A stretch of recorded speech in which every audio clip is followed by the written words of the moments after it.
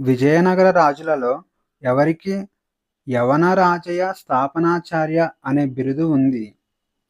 ఏ రెండవ దేవరాయ, బి ఒకటవ హరిహరరాయ, C Sri Krishnadevaraya, D ఒకటవ దేవరాయ. ఆన్సర్ వచ్చేసి ఆప్షన్ సి శ్రీకృష్ణదేవరాయ. విజయనగర సామ్రాజ్య చక్రవర్తి శ్రీకృష్ణదేవరాయకు యవనరాజయ స్థాపనాచార్య అనే బిరుదు ఉంది.